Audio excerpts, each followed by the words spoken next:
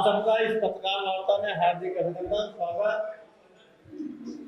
आज हमारे साथ इस पत्रकार वार्ता को संबोधित करने के लिए कांग्रेस के वरिष्ठ नेता भक्तचरण दास जी का हार्दिक अभिनंदन करता हूं, स्वागत करता हूं। इस पत्रकार वार्ता में उपस्थित प्रदेश कांग्रेस के वरिष्ठ प्रवक्ता भाई धनंजय ठाकुर जी, भाई अजय साहू जी, वरिष्ठ प्रवक्ता भाई सुरेंद्र वर्मा जी, विधि विभाग के अध्यक्ष भाई देवर रमन जी, प्रवक्ता साथी अजय गंगवानी जी, आप सबका हार्दिक स्वागत, अभिनंदन। मैं आदरणीय भक्तचरण दास जी से अनुरोध करूंगी कि सीधे आप सबको संबोधित। हमारे छत्तीसगढ़ कांग्रेस पार्टी के प्रदेश कमेटी के हमारे कार्यकर्ता अधिकारी साथीगण जो मंच पर मेरे साथ बैठे हैं, जिनका नाम शुक्ला जी ने लिया है, और छत्तीसगढ़ के कैपिटल रायपुर में उपस्थित हमारे पत्रकार वार्ता में सभी हमारे पुराने नए पत्रकार साथियों, मीडिया के भाइयों, मुझे आज खुशी है कि आपके बीच में बहुत दिन बाद मैं फिर से आया हूँ। आप लोग सब जानते हैं कि लगभग 10 साल मैं लगातार छत्तीसगढ़ में काम कर चुका हूँ और छत्तीसगढ़ की हर विधानसभा क्षेत्र दौरा किया हुआ है और मैं पर्सनली 600 गांव में जाके सर्वे किया था 2013 में।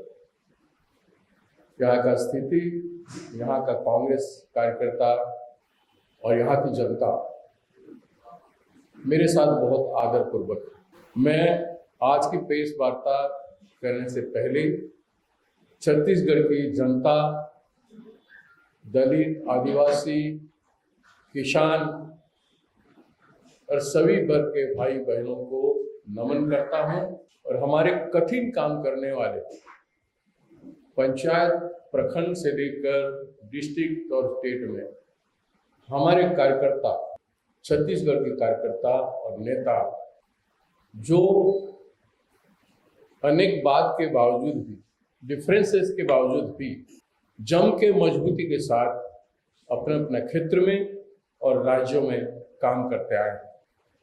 मैं तब भी कहा था कि छत्तीसगढ़ के कांग्रेस के कार्यकर्ता जैसा दूसरे राज्यों के कार्यकर्ता को होना चाहिए और चुनाव जीतने में जनता के साथ साथ कांग्रेस के कार्यकर्ताओं का काम करने का, मेहनत करने का प्रणाली बहुत ही प्रशंसनीय है। In comparison to other state, मेरा जो व्यक्तिगत अनुभव है, आज भी यहीं पे किसी भी कॉन्स्टिट्यूएंसी या किसी भी जिले में हमारे कार्यकर्ता का स्वरूप को मैं पहचानता हूँ और उनको मैं इस चुनाव की प्रेस वार्ता से पहले मैं उनको धन्यवाद करता हूँ। आज हमारा लगभग 83 सीट घोषित हो गया है। 83 में कल 53 हुआ, उससे पहले 30 हुआ था और 7 सीट भी आज किसी भी समय तक आ सकते। इसमें जब हमारे नेता श्री राहुल गांधी जी और हमारे कांग्रेस प्रेसिडेंट अध्यक्ष AICC आदरणीय खड़गे जी जो पिछड़े गरीब लोगों का आवाज को बुलंद किए, एक तरफ मानव संसाधन का विकास को रोक के प्राकृतिक संपदा का देश के हित में, जनता के हित में विनियोग के बदले अपने केवल पूंजीपति मित्रों को धनाढ्य बनने की कार्यक्रम भारतीय जनता पार्टी के केंद्र की सरकार और राज्यों में स्थापित भारतीय जनता पार्टी की सरकार कर रहे हैं।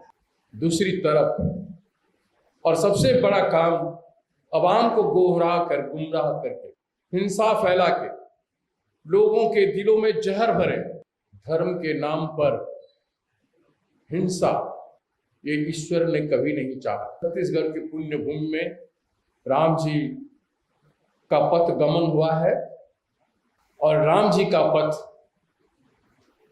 शांतिमय, धैर्य और सहनशीलता का। उन्होंने वॉर जीतने के लिए 14 वर्ष काल वन में गमन किए, लोगों को संगठित किए, अपने विश्वास जमाए, अपने शक्ति को मजबूत किए, गलत तरीके से नहीं। भारतीय जनता पार्टी के लोगों के गलत तरीके जैसे नहीं, जिस तरह से आज कर रहे हैं प्रधानमंत्री और आदरणीय होम मिनिस्टर ने यहाँ छत्तीसगढ़ में, उस तरीके से नहीं। अपने श्रम में लोगों के प्रति विश्वास पैदा करके अंत में युद्ध में धर्म का विजय किए। देखिए, धर्म का विजय करना नहीं चाहते, उनके नाम पर कुर्सी में बैठना चाहते हैं और हिंसा फैला के मानव को तोड़ना चाहते हैं, दिलों को तोड़ना चाहते हैं, नफरत की नफरत ये पैदा किए हैं। दूसरी तरफ हमारे नेता राहुल गांधी जी नफरत छोड़ो भारत जोड़ो की यात्रा करके राम जी के मार्गदर्शन जैसे पथ पर कन्याकुमारी से कश्मीर तक पैदल यात्रा करके लोगों को दिलों को जोड़ने का काम किया। हर वर्ग के लोग उन्होंने नारा दिया कि आज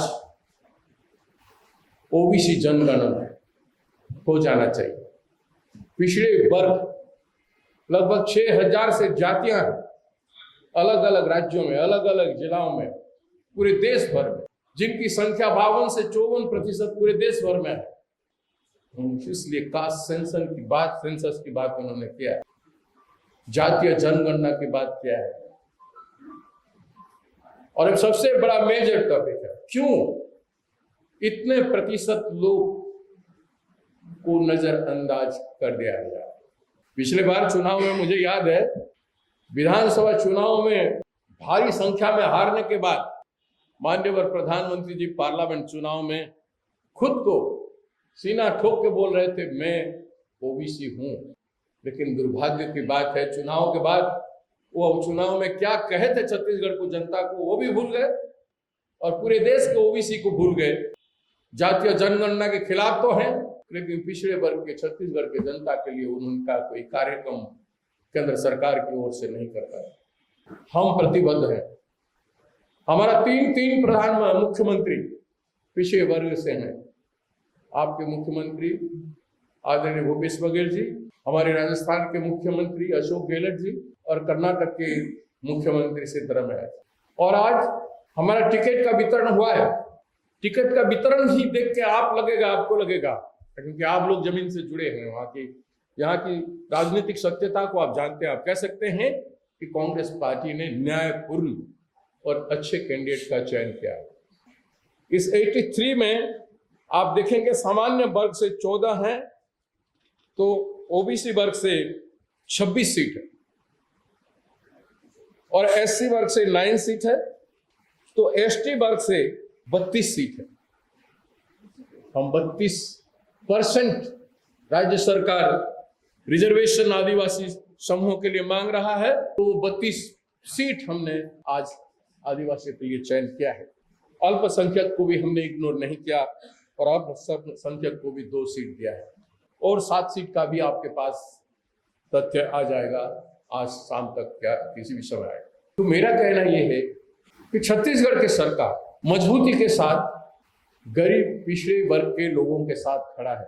किसी भी तरह का क्रिटिसिज्म का खातिर नहीं करके हमारे कामयाब और लड़ाकू मुख्यमंत्री श्री भूपेश बघेल जी का लगन जो है, उनके समय, उनके विचार, उनकी सोच और उनकी काम केवल गरीबों को उत्थान करने के लिए, जनता के पास पैसा भेजने के लिए, केवल मोदी जी जैसे हवा में स्लोगान करने से नहीं, सच में इकोनॉमिक एम्पावरमेंट से बड़ा एम्पावरमेंट कुछ भी नहीं होता।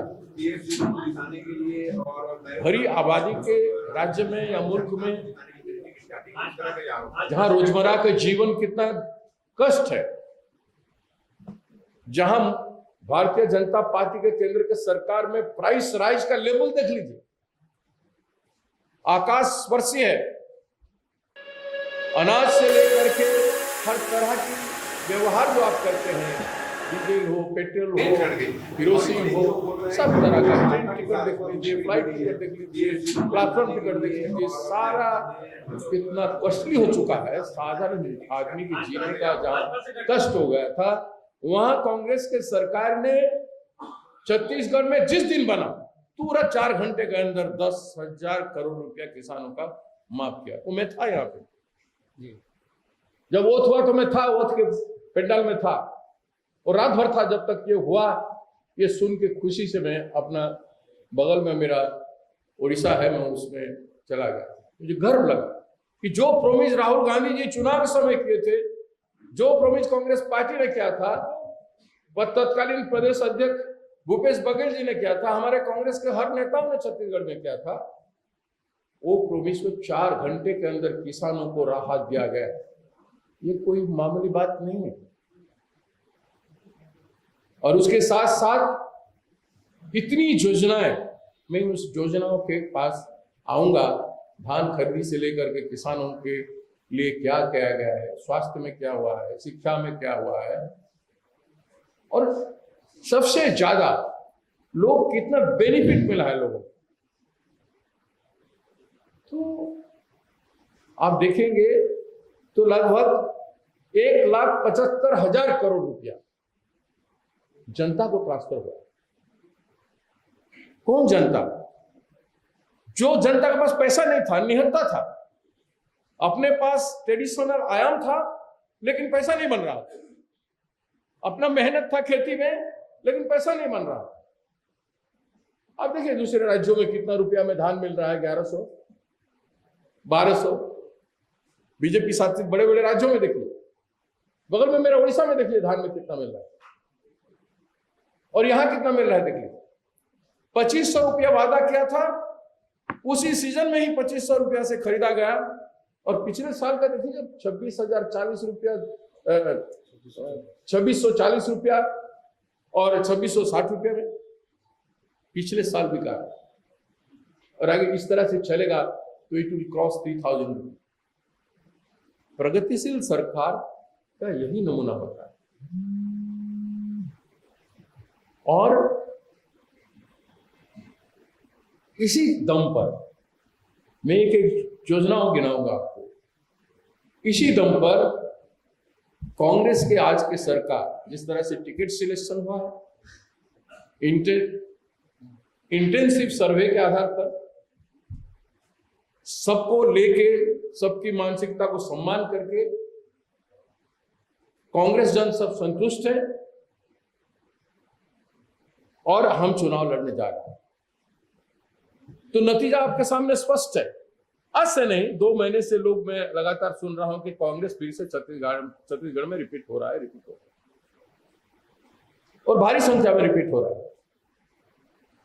कभी कभी लोगों में संदेह था कि कांग्रेस उतने संख्या में रिपीट नहीं होगा, उससे कम आएगा। पिछले चुनाव में मैं यहां पे 10 दिन बैठा था इसी ऑफिस में, एक एक सीट को हम गिन रहे थे और मैं दावे पर कहा था 63 से ऊपर। अपने नेताओं के सामने मैंने एक एक सीट का मैथमेटिक्स करके बताया था, 63 से ऊपर। मैंने 3 चुनाव में लगातार काम कर चुका हूं, देखा। आज मैं दम के आधार पर कह सकता हूं कि हमारे सरकार का परफॉर्मेंस और चीफ मिनिस्टर का जन जन के साथ जो संपर्क है भूपेश जी का, और दूसरी तरफ कांग्रेस का केंद्र में खड़गे जी का नेतृत्व पार्टी में, और देश में राहुल जी का भारत जोड़ो यात्रा का फल और उनका सालिस विहीन संग्राम, आज कांग्रेस का और छत्तीसगढ़ का पार्टी का पोजीशन और छत्तीसगढ़ के हमारे सरकार का मुख्यमंत्री का परफॉर्मेंस से स्पष्ट है। सामने कोई है ही नहीं, सामने बीजेपी का अस्तित्व ही नहीं दिखता है। ना कोई मुख्यमंत्री उम्मीदवार है, ना कोई ग्रुप लीडर दिख रहे हैं। जो भी कैबिनेट मिनिस्टर बीजेपी में हुआ करते थे वो फेडेड हो गए। जैसे फेडेड बोलते हैं ना, जैसे कलर फेड हो जाता है, उस तरह कलर फेड जैसे हो गया। कोई दिखता नहीं आपके सामने, कोई दमदार, कोई मजबूत आदमी, कोई बोलने वाला, कोई अच्छा इंसान, कोई ट्रांसपेरेंट लीडर, कोई ईमानदार नेता, कोई चेहरा ऐसे दिख नहीं रहा। बीजेपी गलत प्रयास कर रहा है, केंद्र के नेता लोग प्रयास कर रहे हैं। यहां नेता भी कोई प्रयास नहीं कर रहा है। यहां बीजेपी के कार्यकर्ता का कोई वजन नहीं है। जितना कमेटी बन रहा है, ऑब्जर्वर आ रहे हैं, नेतागिरी कर रहे हैं, सब देखिए अलग राज्यों से आ रहे हैं बीजेपी का। छत्तीसगढ़िया है ही नहीं बीजेपी के पार्टी में, कार्यक्रम में, चुनाव के एजेंडा में ही नहीं है। तो कहां चीफ मिनिस्टर भूपेश बघेल जी के व्यक्तित्व के सामने खड़ा हो पा रहे हैं, या कहां हमारे 5 साल का जो काम है उसके सामने कोई टिक पा रहा है। उनका 15 साल बना, हमारा 5 साल का काम देख लीजिए। उनका नेताओं को गिन लीजिए, हमारे नेताओं को गिनिए।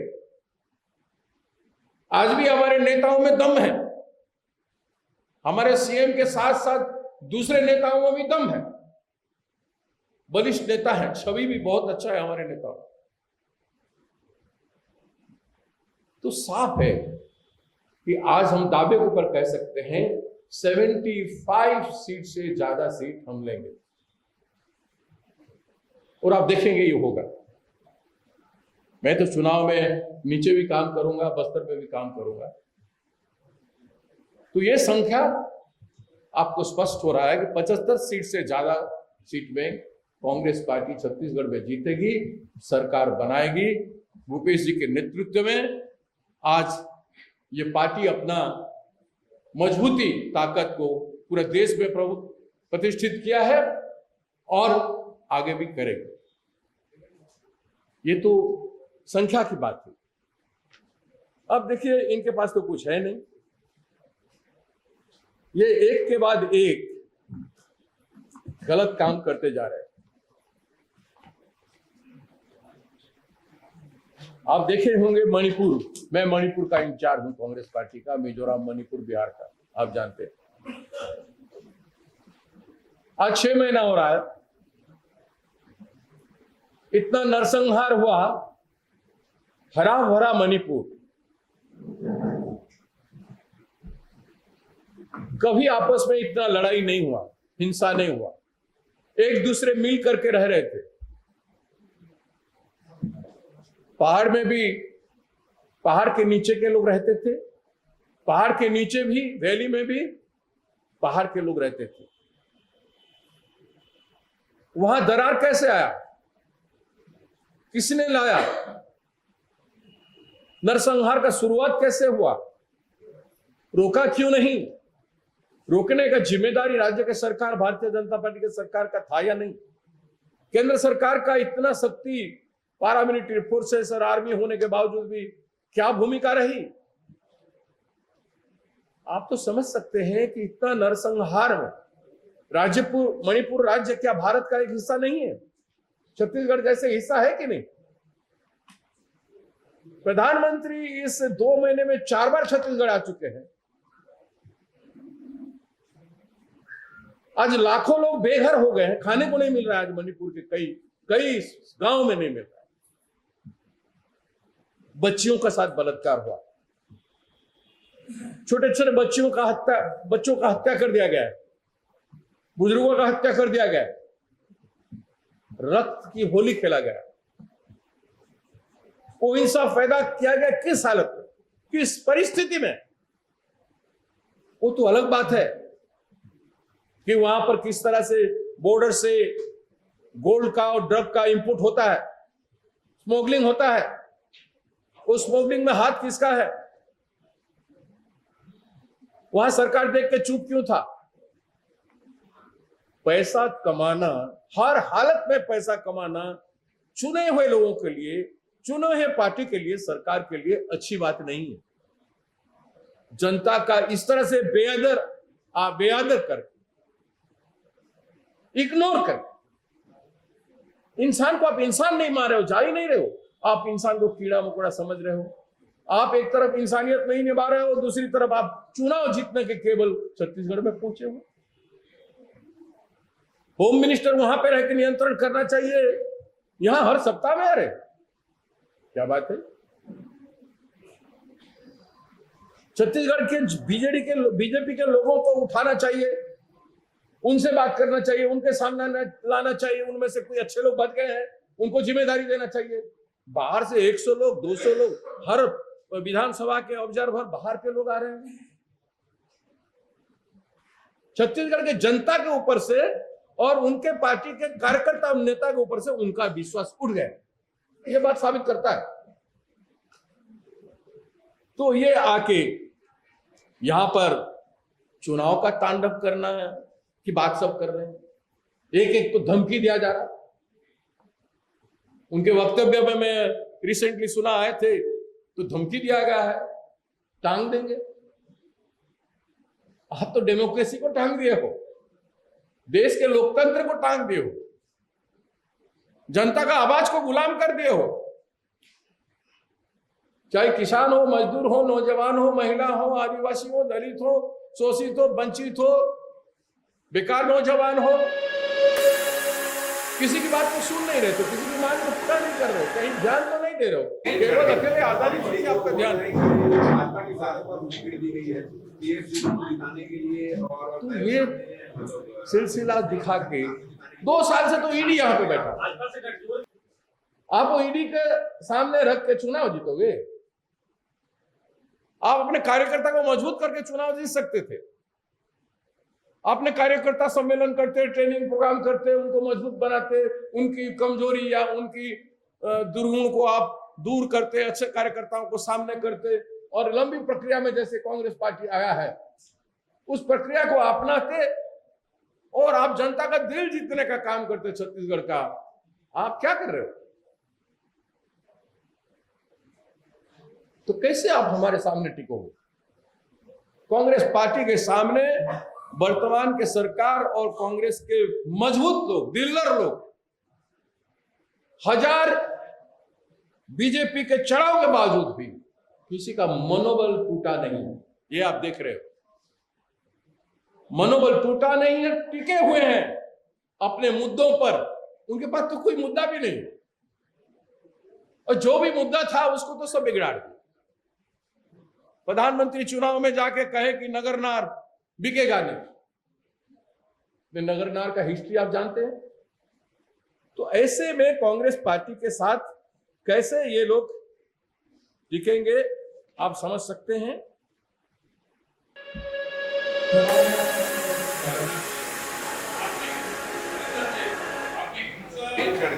और इसलिए जो बोल रहे हैं कि भाजपा की साथ में मुश्किल हो गई है पीएससी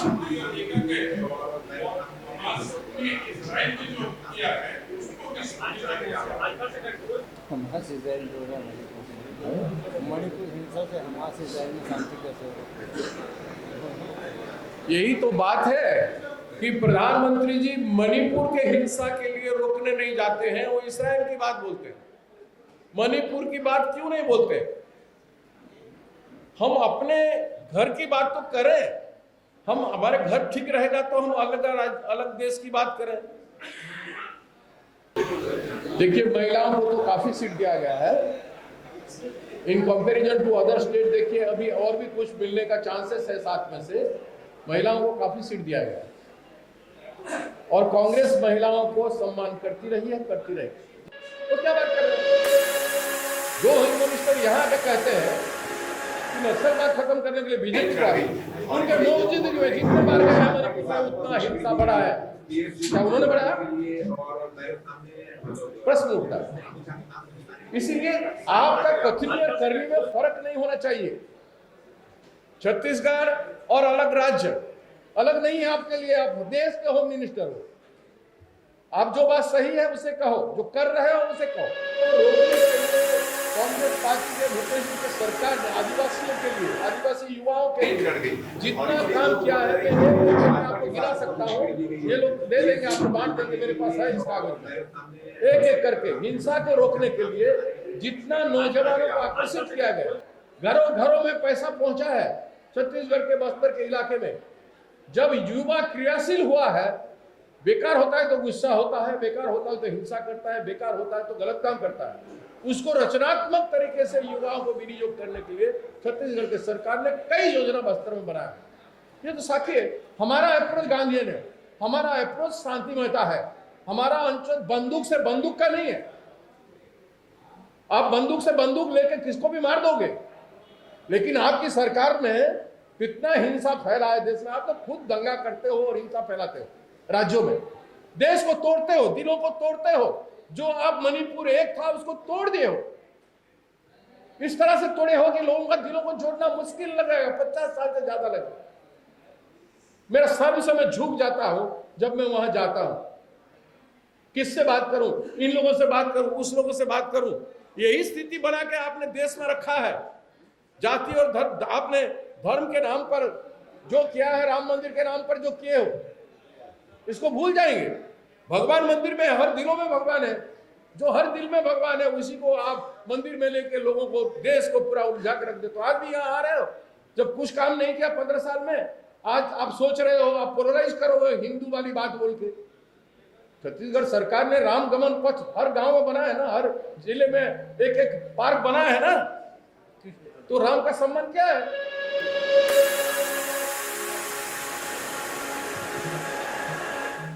चढ़ गई और इसलिए जो बोल रहे हैं कि भाजपा के साथ